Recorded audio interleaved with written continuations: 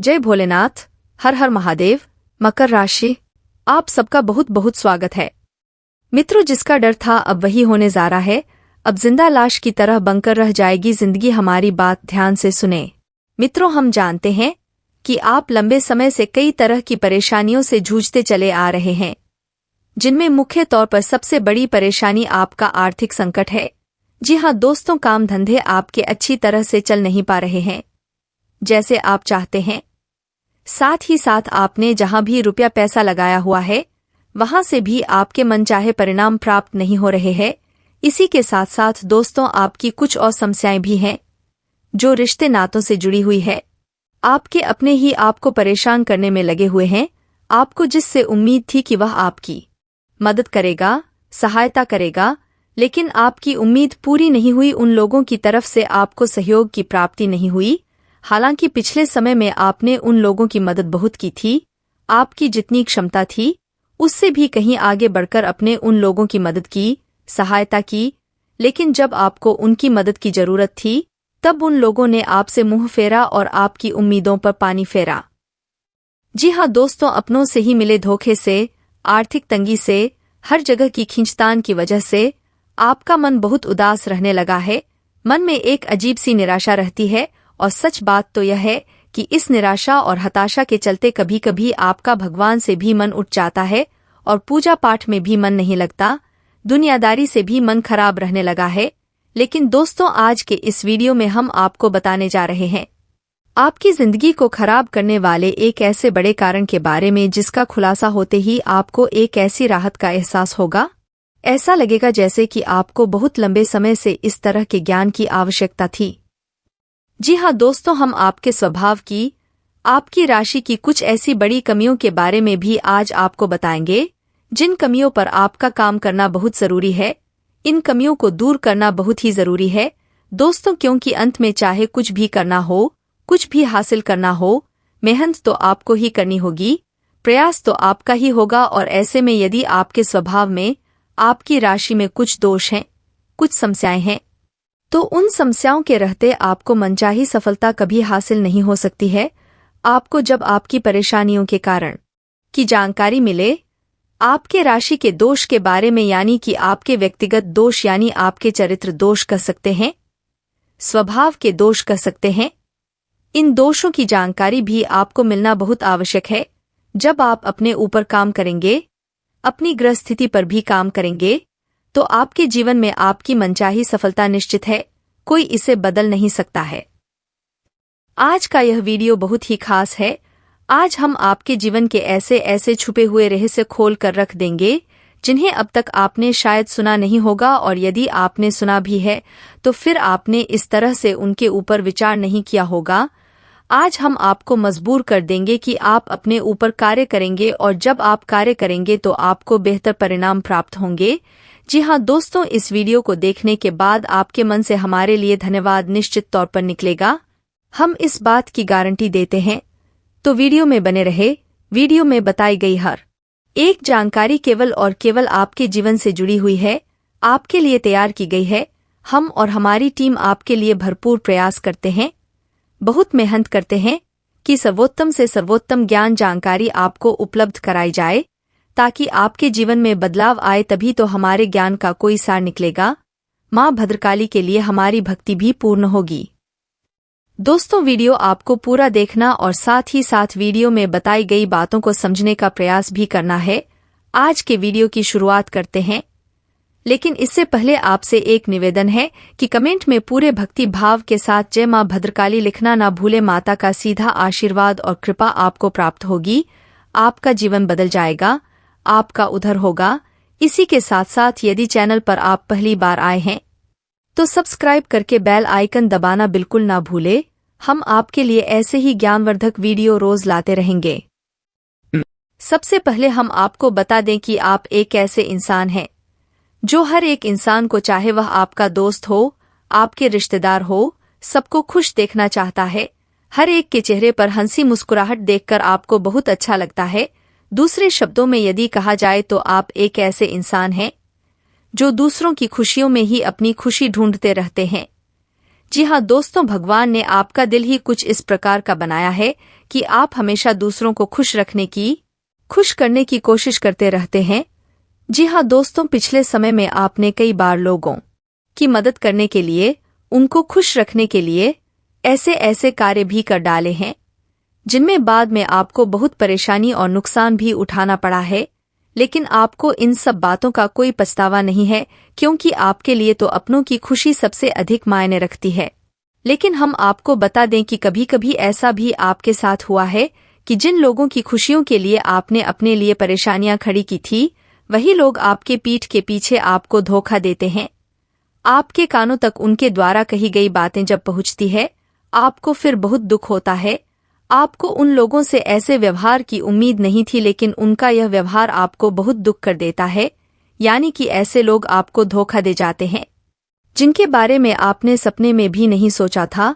लेकिन दोस्तों, आश्चर्य की बात हम आपको बताएं कि आपके इस स्वभाव में एक ऐसा दोस्त भी शामिल है जो कि आप खूब अच्छी तरह से जानते हैं कि यह इंसान धोखेबाज है।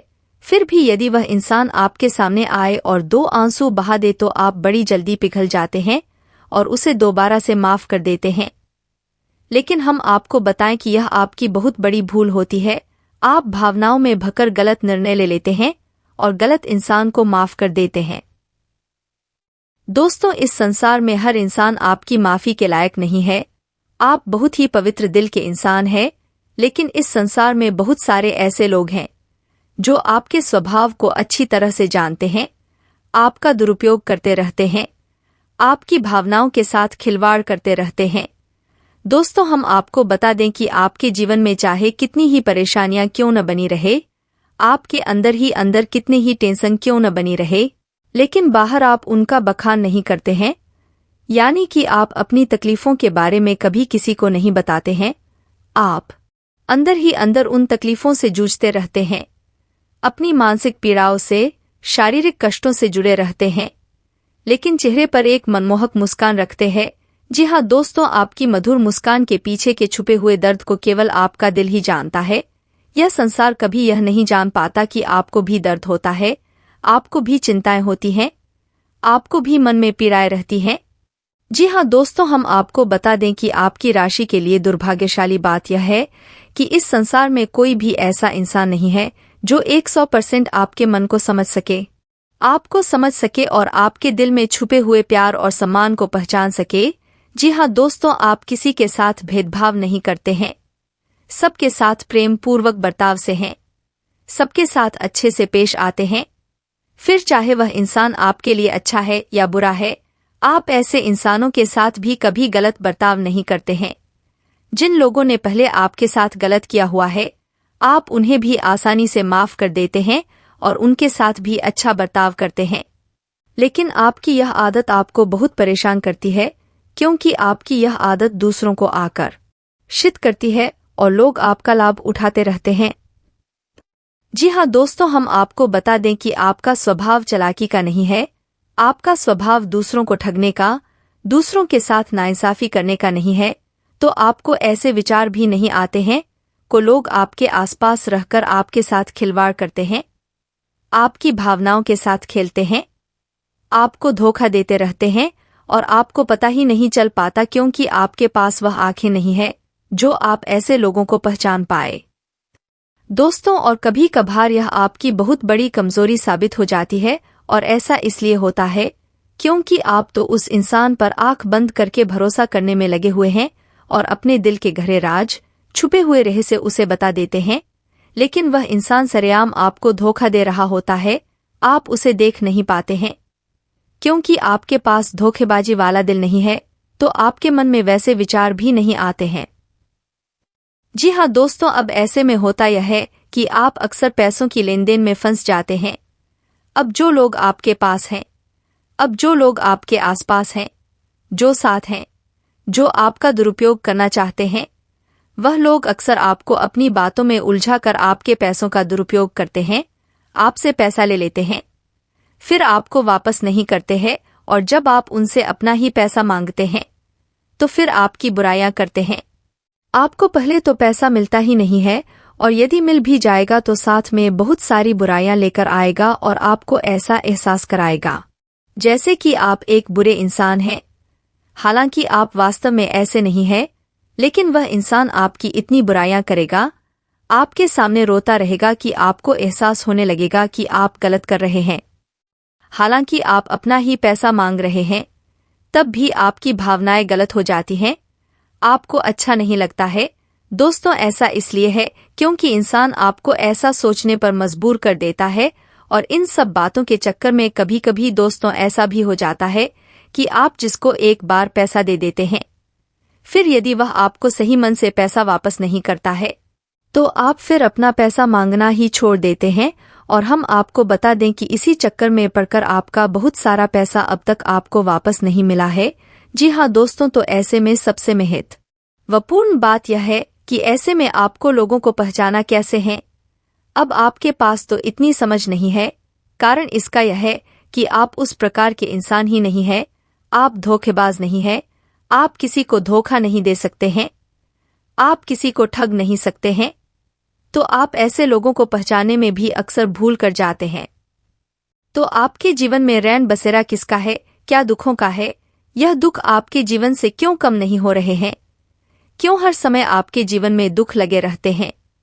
चाहे वह शारीरिक दुख हो, चाहे अपनों से मिलने वाले दुख हो, चाहे औलाद के दुख हो, चाहे एक भौतिक सुख का जीवन में न होना इसके दुख हो। दुख हर तरह से होते हैं। किसी न किसी कारण से इंसान दुखों में उलझा रहता है। जब दुख लंबे समय तक इंसान के जीवन से न जाए तब यह हमें सोचने पर मजबूर कर देता है कि ऐसा क्या कारण है, क्या ज्योतिष कारण है, क्या मेरी किस्मत से जुड़े कारण है जो मुझे पल पल में और लंबे समय तक दुख ही दुख दे रहे हैं। आज मैं आपको बताने वाला हूं कि ऐसे दुख जो जीवन में हमेशा इंसान के जुड़े रहते हैं, या फिर यूं कहें कि इंसान के जीवन में दुखों का ही रेन बसेरा हो जाता है।